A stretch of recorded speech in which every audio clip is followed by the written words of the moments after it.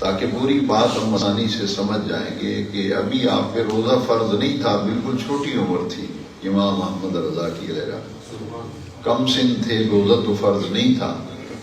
لیکن آپ نے دیکھا کہ میرے والدین روزہ رکھتے ہیں، گھر والے سارے روزے رکھتے ہیں،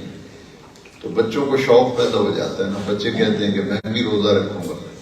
تو انہوں نے اپنی والدہ ماجدہ سے کہا کہ آج میں بھی روزہ رکھوں گا۔ اب سحری کی تو پھر سارا دن کچھ کھایا پیا نہیں،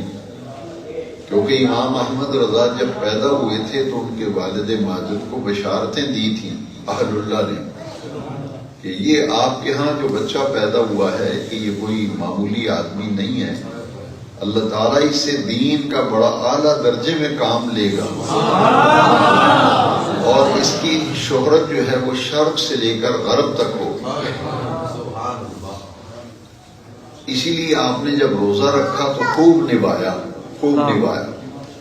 اور عصر کا وقت جب ہوا تو آپ کے والد ماجد بہت خوش ہوئے، والدہ ماجدہ بہت خوش ہوئی کہ ہمارے ننھے نے آج روزہ رکھا ہے اور نبھا بھی لیا ہے۔ تو اس خوشی میں آپ کے والدین نے دعوت افطار کا اہتمام کیا،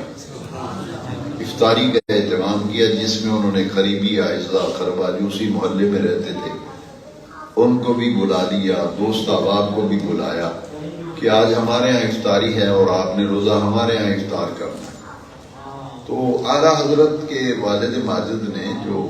گھر کا بڑا کمرہ تھا، ہال تھا، اس میں افطاری کا اہتمام کیا،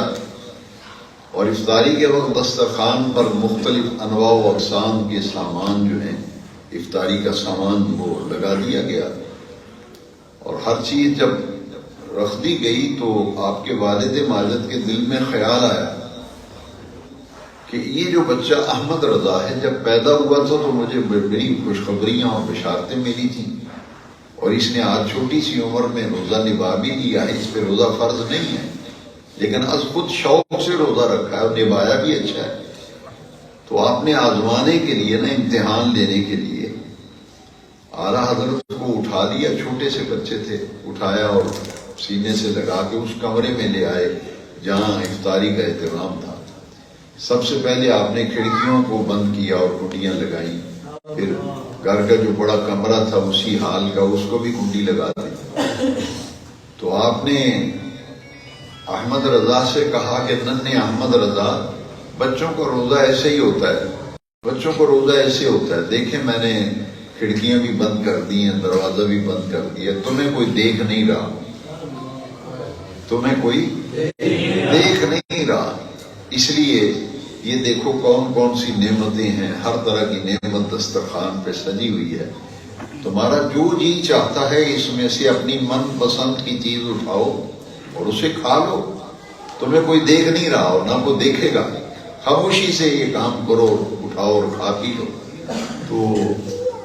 اعلیٰ حضرت دیکھیں چھوٹی عمر ہے ابھی، آپ نے نا نگاہ بھر کے بڑے غور سے اپنے والد صاحب کے چہرے کو دیکھا، اور آپ کے والد جو تھے اتنے بڑے عالم اور اللہ والے تھے کہ سورہ علم نشرہ جو ہے قرآن مجید کی ایک سورہ، اس کی انہوں نے جو تفصیل لکھی ہے وہ 450 صفحات پہ ہے۔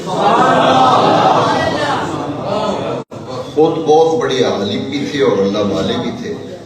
اور اپنے اس بیٹے کو آزمانا چاہتے تھے کہ جس کی بشارتیں ملی تھی یہ ہے کیا، اس لیے کہا کہ بیٹا دروازے بند کر دیے، کھڑکیاں بند ہو گئی، کوئی تمہیں دیکھ نہیں رہا، اپنی من پسند چیز اٹھاؤ اور کھاؤ پیو۔ تو آپ نے نظر بھر کے، نگاہ بھر کے والد صاحب کے چہرے کو دیکھا اور بڑے غور سے دیکھ کے کہا کہ ابا جان یہ ٹھیک ہے کہ آپ نے دروازے کھڑکیاں بند کر دی، مجھے کوئی دیکھ نہیں رہا، جو چیز چاہوں اٹھا کے کھا لوں، مگر ابا جان جس اللہ کریم کے لیے روزہ رکھا ہے وہ اللہ تو دیکھ رہا ہے۔